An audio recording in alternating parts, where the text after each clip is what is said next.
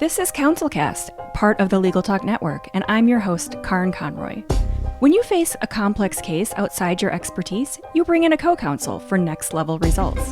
When you want to engage, expand, and elevate your firm, you bring in a marketing co-counsel. In this podcast, I bring in marketing experts who each answer one big question to help your firm achieve more. Here's today's guest. Hey, it's Mandy Hoskinson, owner of Zole, tuning in from sunny Los Angeles.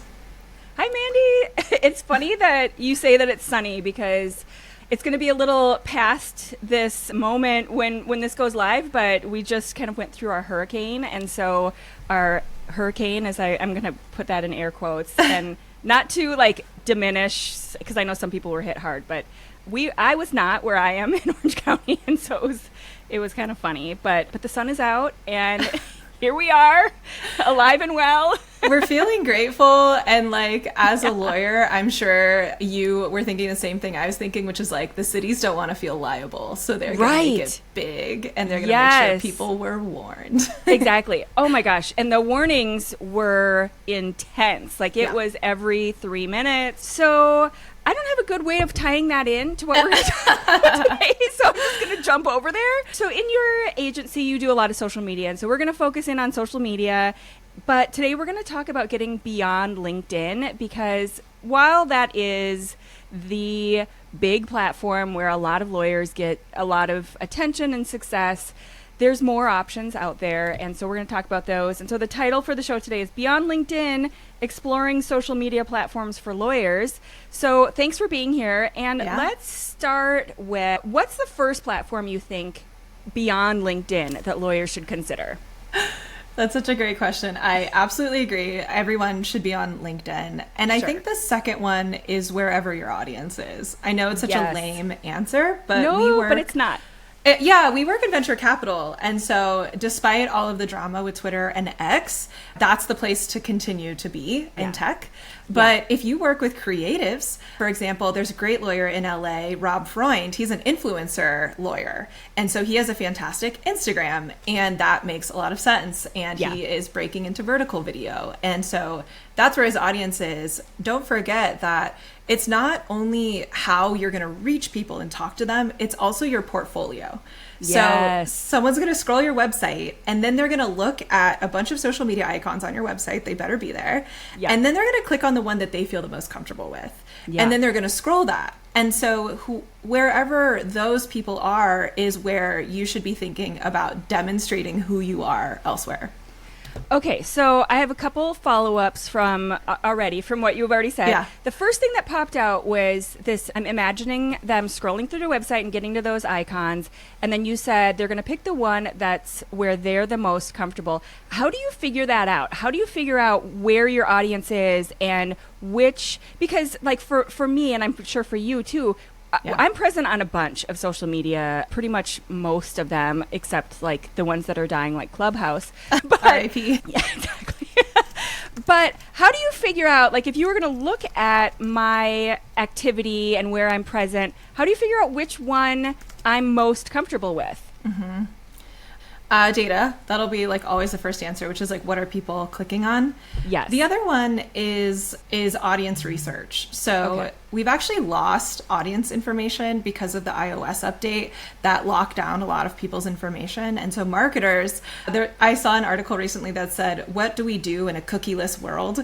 Which was so funny to me because it sounds like cookies, like we eat. It's still funny to me, even though I use them. Right. But in a cookieless world, your data is going to be less reliable. So that's something to understand. Yeah. And the other one is research out in the world. And so eMarketer is now owned by Business Insider. However, SoCal, and I'm sure many people in large cities, the library pays for it.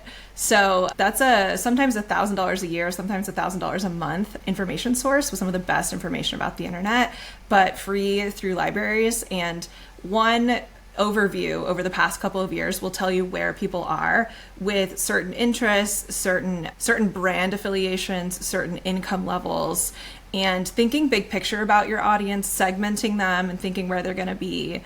I think it's fantastic. I know that you said you're in a lot of places, and writers are often told, write what you know. Yeah. And it's okay to go to your native platform, the one that feels the best to you, where people are. That's something I've been reflecting on in my own social media, which is I'm being a lot more successful in the places that I understand, that the people my age, the people in my demographics from my work to my location really love. Yeah. And I was kind of really stretching myself to fit into another platform. Yeah. And now that I'm back home, I'm having fun again. And so, don't wreck yourself to fit something, but also know who's where and how often you should talk to them.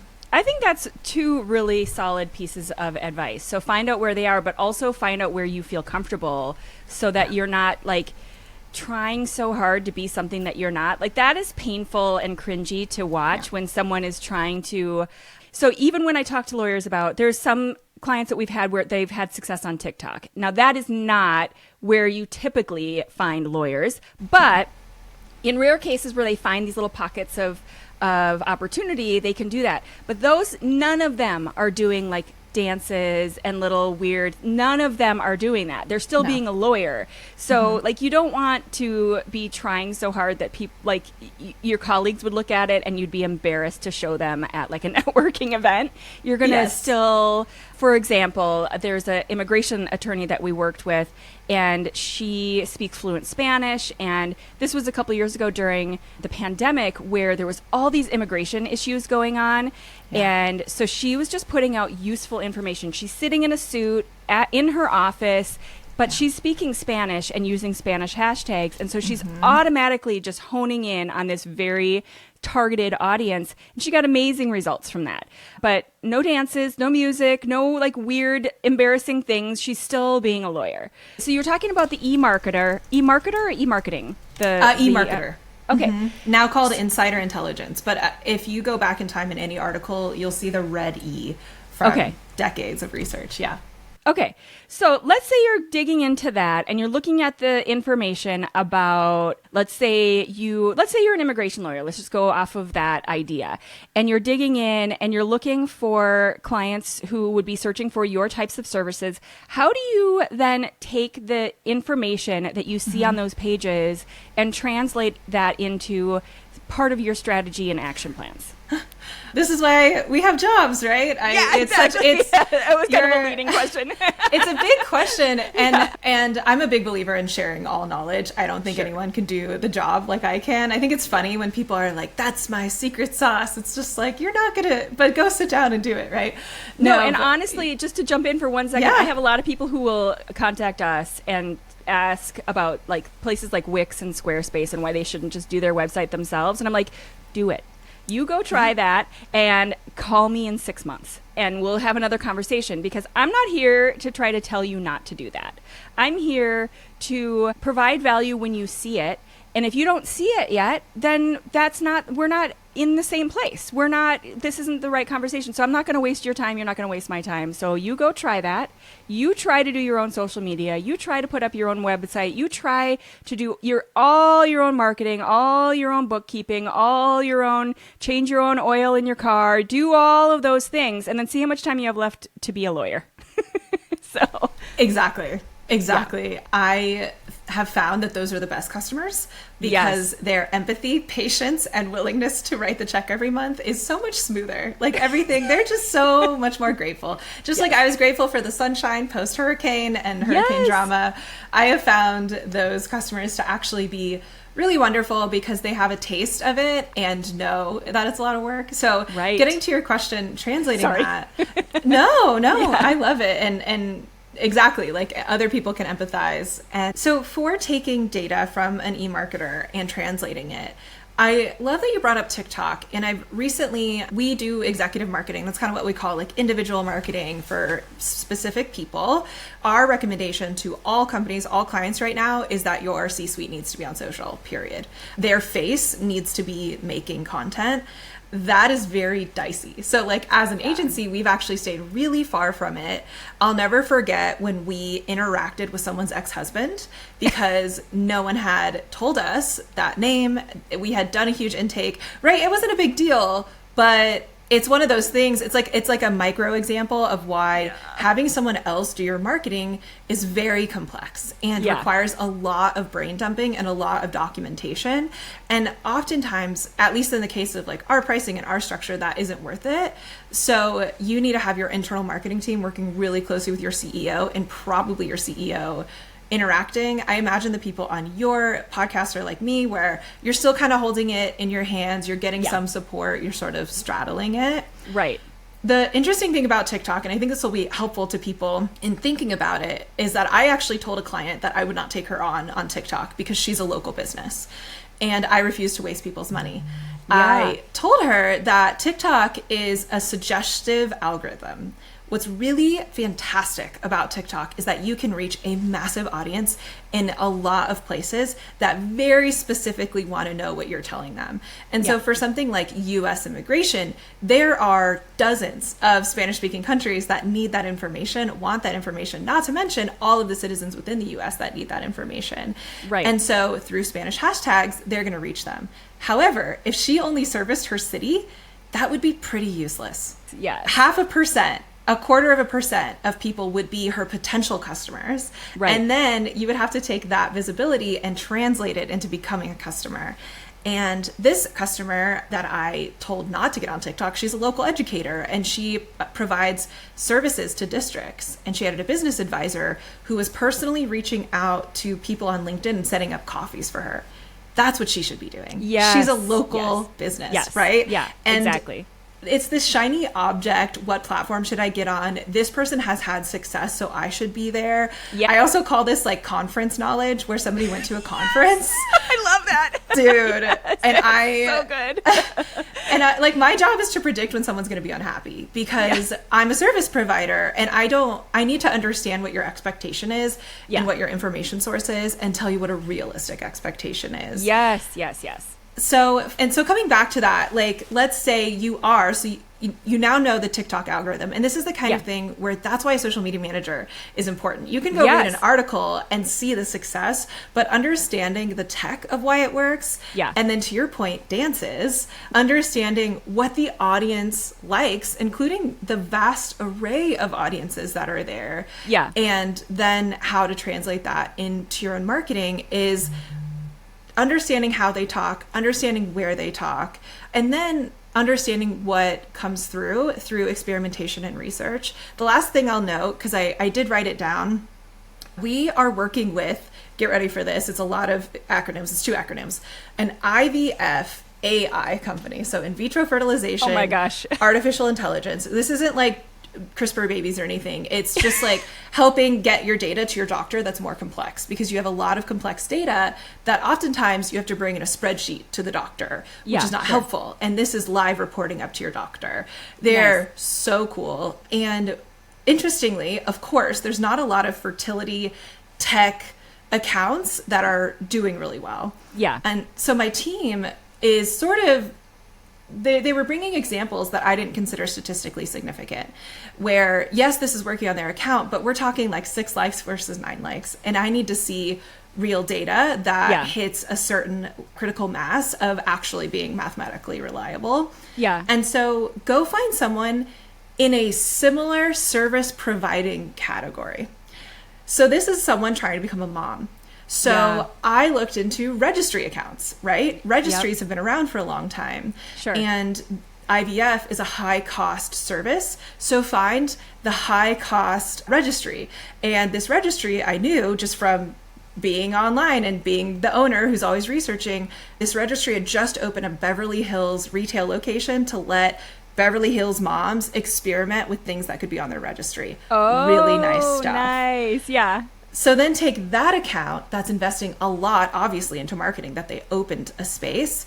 Take that account, see what they're doing, see what's working for them, because it's for a similar audience, and see if it makes sense for your audience. Yes. That's how you're a pioneer. That's how you truly understand your audience's full picture, because they're only going to follow a couple of these tech accounts, but they're following a whole family accounts. And how do you fit into that family and speak like that family in a way that works and not pay the money to do the research to find out? Oh my gosh, that is so valuable. So there's 2 like really big follow-up things that Yeah. I just wanted to underline with that because the first one is to kind of go back to this idea of finding the right inspiration and aspirational type sites and accounts, because the legal industry, let's just be honest, there's not a lot of there's no one I would consider an influencer. There's no one that's doing groundbreaking work. There's no one that I can even think of that has millions of followers or even hundreds of thousands. It's mainly a few thousand here and there. So even when I've done my own research, I'm not looking at the legal industry. I'm just not, because that's not inspirational. There's not great accounts out there that are doing groundbreaking work. Everyone, it seems, in the legal industry is kind of doing the same thing as everybody else. So get yourself outside of that little box. That is such a really, I feel like so many lawyers cannot do that. And it's that's going to be a little light bulb moment for a lot of people. Oh my gosh, I can look at other places.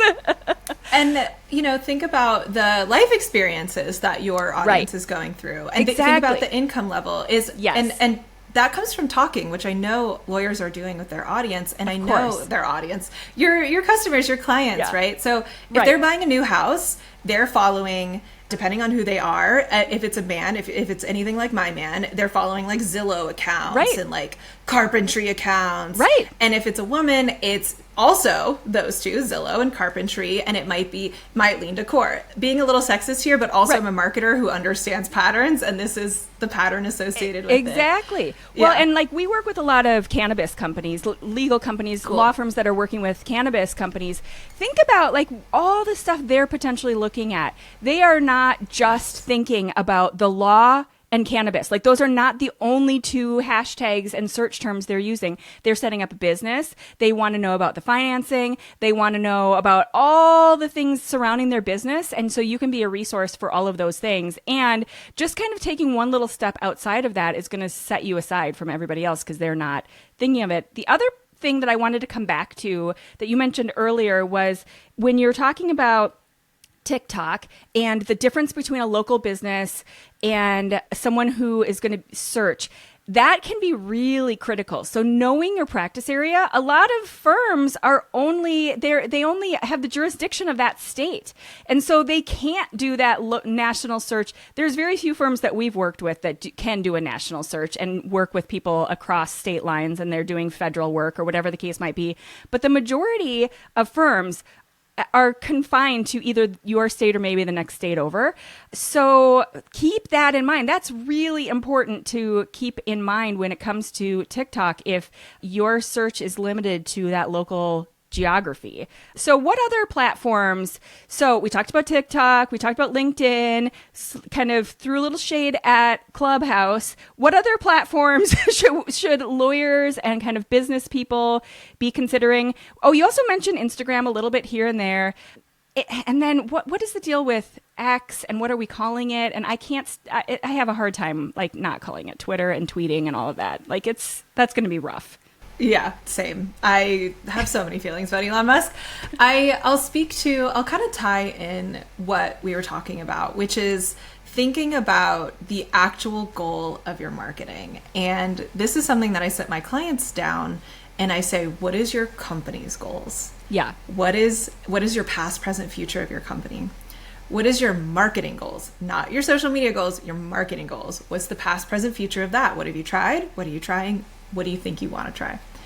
What is your digital marketing goals? Past, present, future of that. And then we do social. And a lot of people instinctively, through letting them do this exercise, realize that these are disconnected.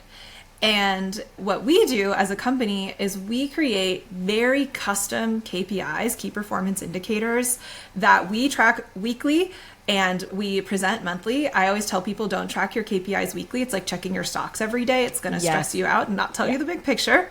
Right. And so with this educator, I met her in this fantastic Goldman Sachs business program. Everybody should do it.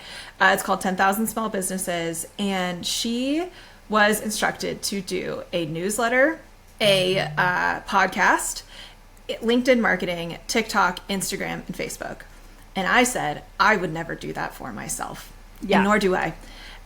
And I get my referrals by the internet. I really don't. I get it from my network, but I have a higher chance of getting a referral from the internet than you do. Sure. And what you're doing would burn me out so fast. And Yes. so I cannot take you on as a client because I couldn't keep up with that, and you're already expressing overwhelm with things that aren't even involving getting on camera. Yeah. And so thinking about that big picture, to create an internet brand is very expensive. To create a local brand, it can actually be really affordable. Yeah. And local marketing kind of gets down to the basics. If someone here has a law degree, then they've seen different forms of marketing. And the beginning of my career was still buying phone book ads. Granted, at the end of the phone book, but they worked. And you want to know why? Dermatology, skin tags. Oh, yeah. We were doing skin tag removal. And so Oh my their gosh. trusted source of information was the phone book. Oh my gosh.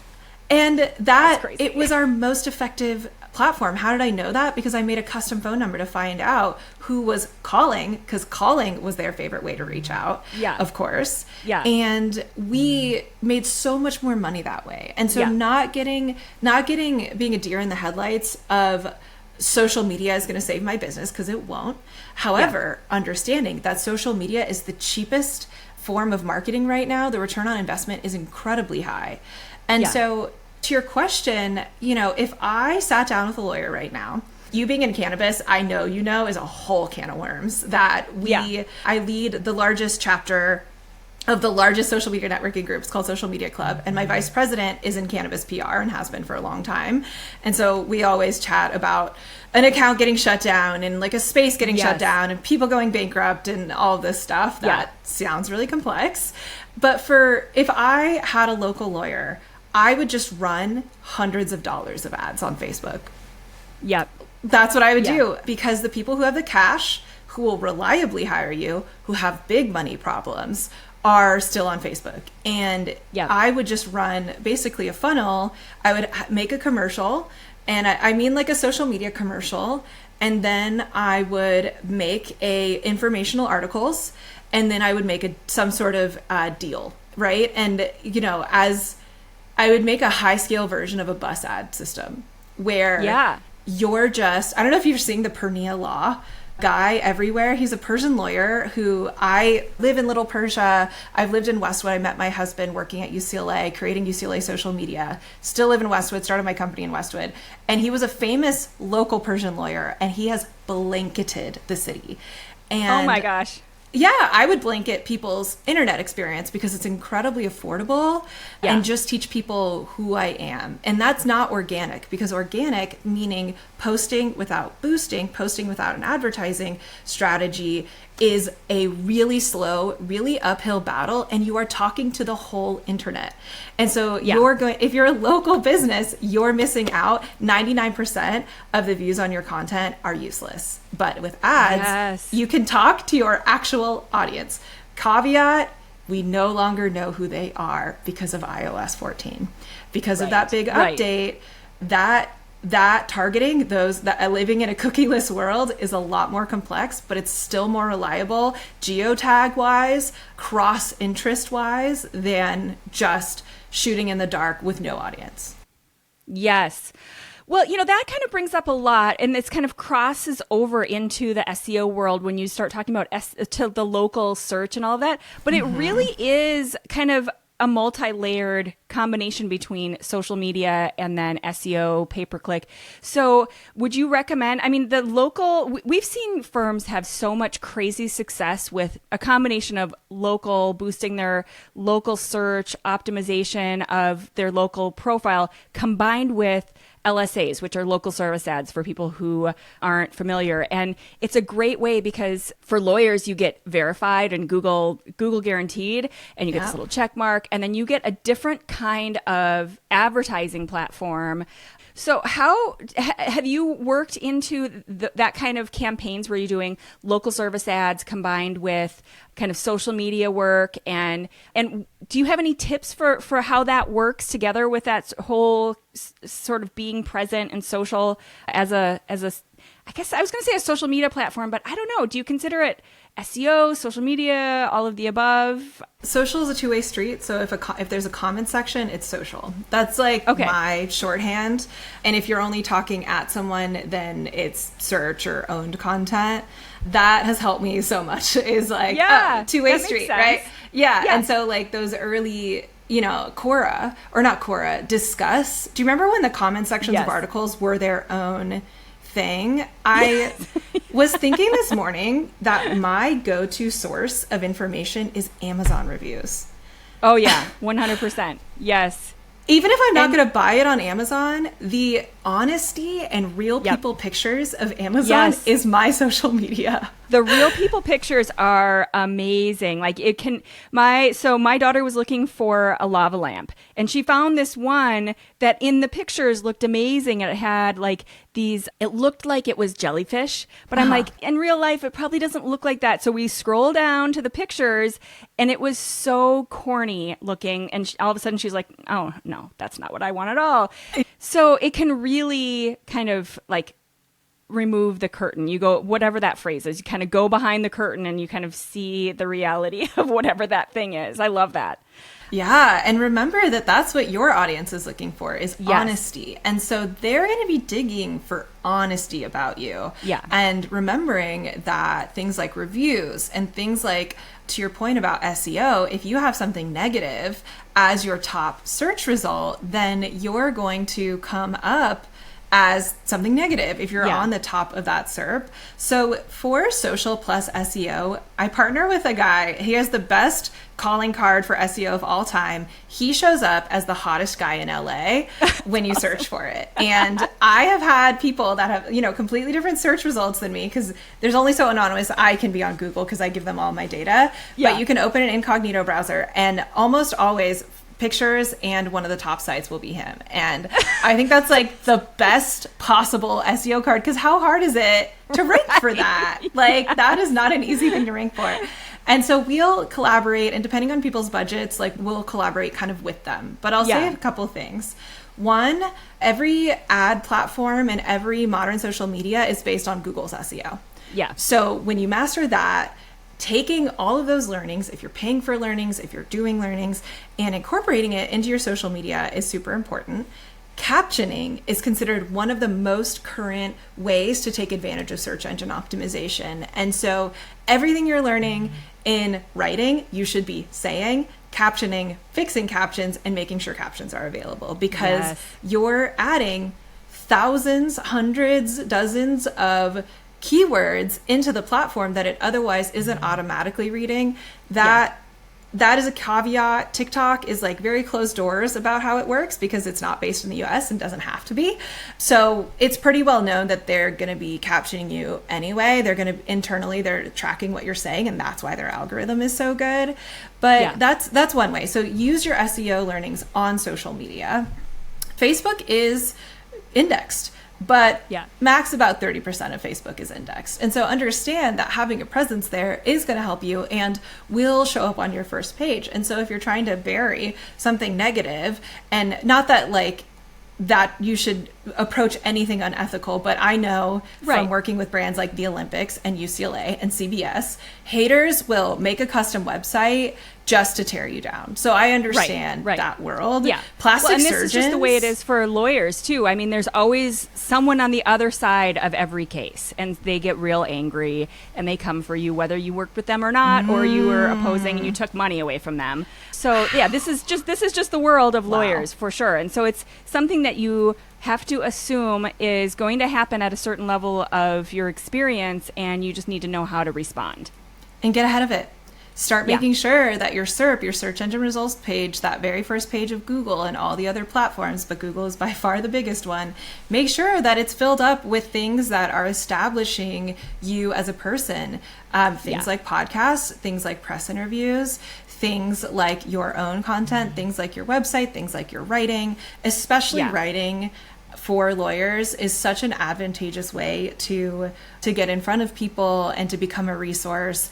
Pack it with hashtags, work with an SEO pro, and then like I said, pass those learnings on to your social media team. So often, social media, unless you have like an in-house all marketing person, which I know can be common, they are locked out of the bigger picture of marketing. And so they might not know that your goal is to sell this new service this year. I would hope that they do. Right. Or that like a service just got updated, or that the law has changed, and that they could be making content about that law change, which would be the most advantageous thing SEO wise. And so, yes, we can sort of put it together like, oh, blog post change, website copy change, website rebrand. Maybe we need to rebrand. But syncing all of those efforts is something that the biggest companies fail to do, and will actually fix your SERP because it's going to associate you with the keywords that you currently want to be associated with. Yeah, I will say one of the worst red flags when going to look for a client is when they just keep kind of lobbying the ball back into my court and saying, well, you're the expert, you tell me. And it's like, okay, I know what I know, but I don't know your firm. And I don't know exactly everything you've just described. I don't know what the laws are. I'm not keeping track of what happened when you were on the phone with a client yesterday. I don't know what they're asking you when they first come in. So it really has to be this mutual understanding and mutual working of your content for it to be successful. And so even as far as like when I send a proposal and I have my terms in my proposal, it's called a mutual understanding. It's not called terms. I'm not just telling you, and you're not just going to sort of take everything that I do. We have to have a conversation about this in order for it to be as good as it possibly can. The other thing I just wanted to add real quick to underline, you were talking about this captioning being such a key skill. And I find that over and over and over. So for example, this podcast has a YouTube channel, and obviously we're getting into the shorts because that's the thing now. But the captioning, and the thing to know there is that YouTube is Google, like in case everybody hasn't figured that part out already. So everything that you're doing on YouTube, and especially with these shorts, this is Google. And so we're going into those captions and the hashtags and everything with the shorts, and within our videos and everything, but especially these shorts, for whatever reason, Google is really shining a spotlight on that stuff. So those captions there are critical. So we do a lot of research on like, where are the hashtags? What are people searching for that obviously relate? Like, I'm not going to, if people are searching for, I can't even think of a good example, but if they're searching for some totally unrelated topic, I'm not just going to throw that in to get useless traffic. You want it to have some meaning and reason for doing that. But I just wanted to underline that for those people who I know are dipping their toe into YouTube, you definitely need to look at the shorts, and then you definitely need to make sure you have a plan for that content and the captioning and the hashtags and all that stuff there, because it's awesome. Our first mentee is TikTok famous now. And I mean, like, makes TikToks for Disney and is just massive. Awesome. And she has given us that advice because she was on TikTok. She needed to transfer her audience, and very quickly, she has a very perfect niche. Like, she has a perfect Venn diagram of two things that really meet well. And she found a lot of success on shorts. I love that you're bringing it up. And to your point, two things. When I'm Googling, shorts show up now. I don't know if you've seen this, but shorts will now show up at the top of search. I worked for a number of large TV companies running their social media. And when I was at one company, we were paid, get ready for this, $10,000 per minute for going live on Facebook. Oh my gosh, that's amazing. We were paid. Facebook paid us. Well, as a job, as a young social media manager, if I did 299 minutes, which is a lot of live per month, I would lose the company 10 grand. And so I got real good at teaching people who were used to scripted work to live stream. But also, the lesson here is that if somebody launches something new, they are going to lose money on it. And so that means that you get free eyeballs. And I don't want to scare people that are trying to have a really high ROI for low effort marketing, which is my favorite way to help people market. I just want you to be efficient. I don't want you to waste time on becoming a brand that everybody knows. You don't need to do that. It's a waste of your time. It's a waste of your money. However, if you have the flexibility, willingness, team, ideas, ability to cross-post old content that you can then post over there, anytime there's something new, they are going to dump money into it. Case in point, Threads. Threads is super fun for social media managers right now. It's like the original Twitter, where social media managers are messing around. I am followed by the LA Times there. It's like Clubhouse too, like those early days when you just had instant access to early adopters. LA Times meme account followed me. TechCrunch followed me.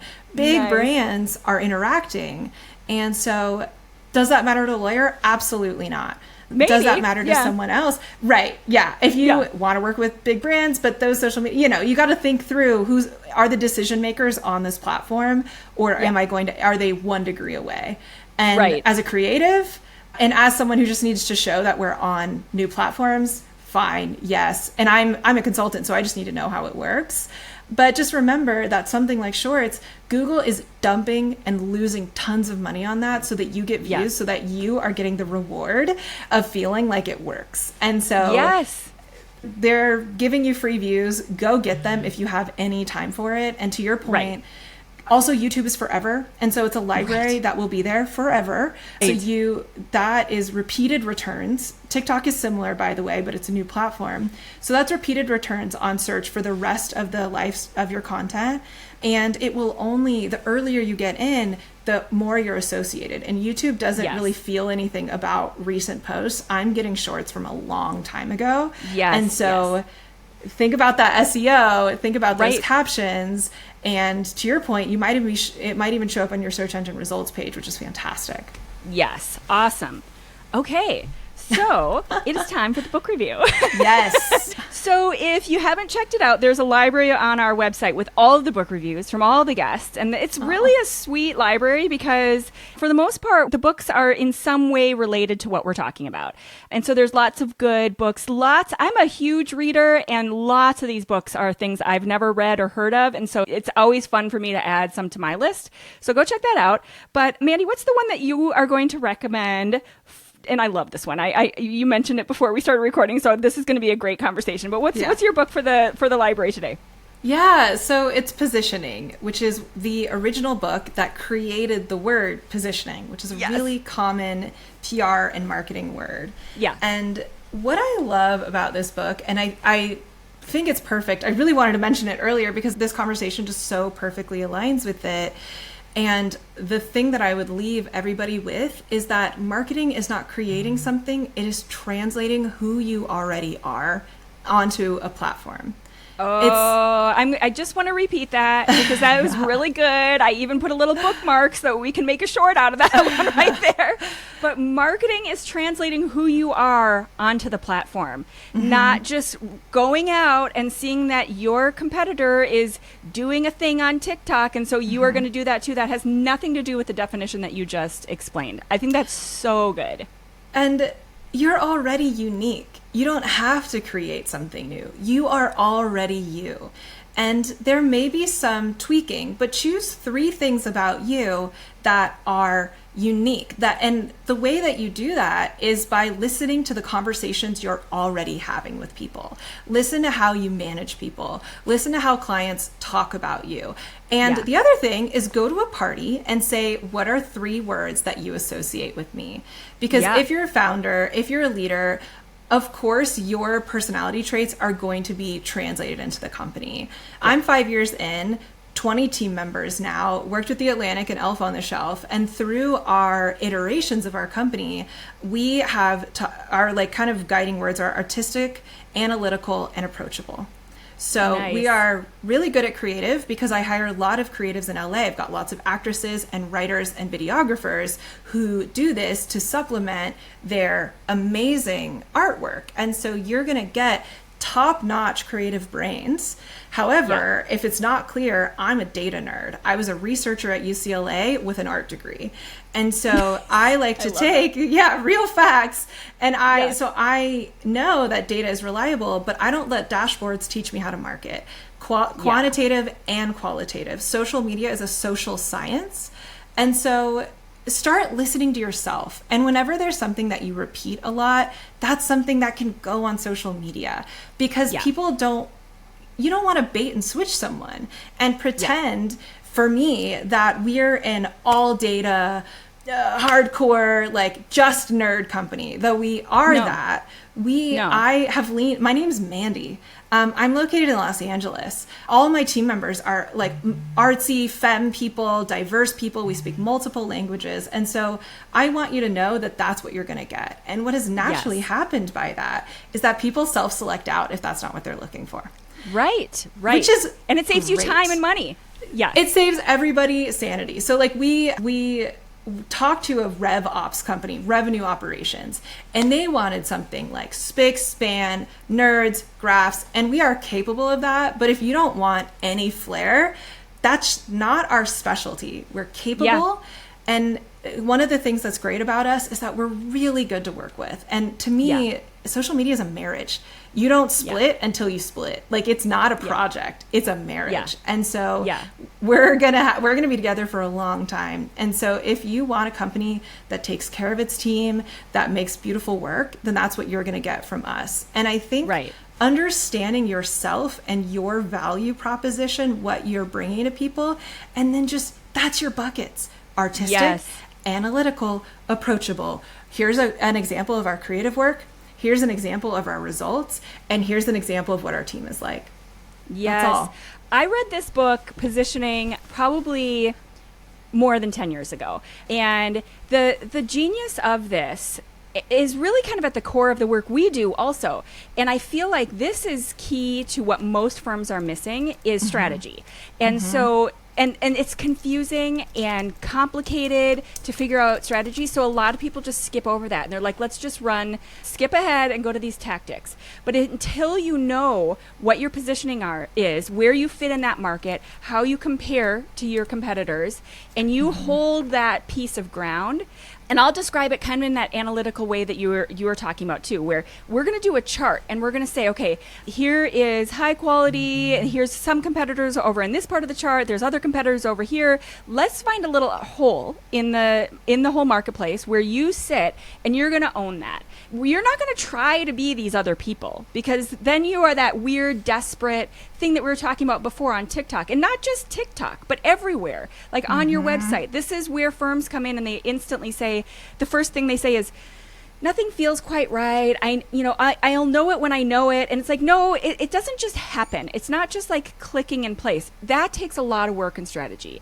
And what it comes back to is the positioning and that definition of where you sit in the market and how you compare and what makes you unique. And then everything flows from there. So your marketing, your social media, your messaging, how you show up at networking events, all of that stuff will flow from there. And it should all fit. And it should all seem easier after that point. So this is a really critical marketing book. Highly, highly recommend this one, even though, like we talked about before, it's a little dated. Like, there's some funny case studies in there, but in a good way.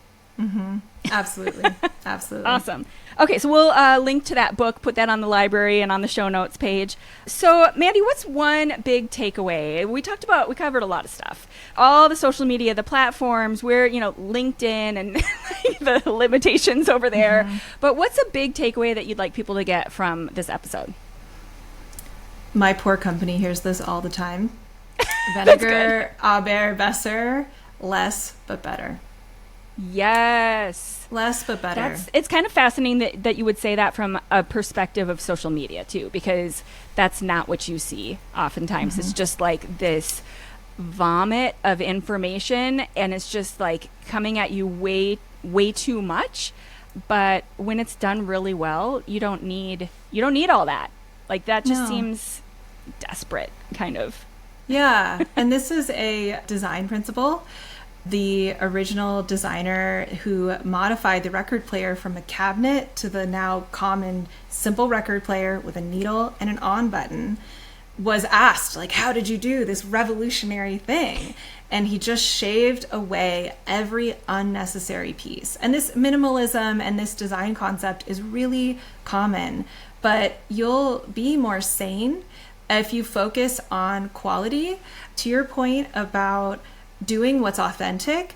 Authenticity is not pulling teeth. And if something isn't working, or if it's really hard for you, then talk to your professional. And ideally you feel like they get you, and talk to them and say, what am I like? And how do we, like, what are we like as a company? What's coming through, and what works? Like, what are people asking? And then just do less. It's right. How can I make this easy today? That phrase, I used to overwork and overdo because I thought that was how you succeed. But if you can make it easier for you, everybody's better. You're better. You manage better. And people need simplicity. They don't need to know all 10 versions of you, all 10 of your interests. They need an easy association with you. So take a couple of things that work in the market and feel authentic, and then just do less. 100%. I feel like I look a lot of times, I'm very into like lists and action items and to-do things and all that. And if something sits on my list for a little too long, then I just question it. So maybe just take a look. Like, you don't necessarily have to get rid of it. You don't need to, but just take a look and say, why is that? Why can I not get that thing done? Or like you were saying earlier, why is this feeling painful? Why do I not want to do this thing on social media? There's a reason. And you just need to kind of question it. And maybe it's just not a good fit. Maybe that's just not, like, you're just not feeling it for whatever various reasons, or whatever that thing is. A lot of times what I find is it's like work that I just can't stand doing. So I have to find someone who's going to help me get that done. So if social media feels that way for you, we've got the people. There it is. We can cover you. But either way, whatever that thing is on your to-do list, just get it, move it, make that momentum happen in one way or the other. Maybe it's taking it off, maybe it's, sending it to somebody else, maybe it's just kind of questioning what's going on there, but make that happen. So awesome. Mandy Hoskinson is the owner of Zolay, a digital marketing agency in LA. Thank you so much for being here. Gosh, we covered so much good stuff today. That was an awesome episode. Thank you. It was a ton of fun, and I can't wait to hear what you make today and beyond. Thank you for listening to this episode of the Counselcast podcast. Be sure to visit our website at counsel-cast.com for the resources mentioned on the episode and to give us your feedback. If you enjoyed this episode, I would appreciate if you could rate and review the podcast on Apple and subscribe to your favorite podcast platform. See you on the next one.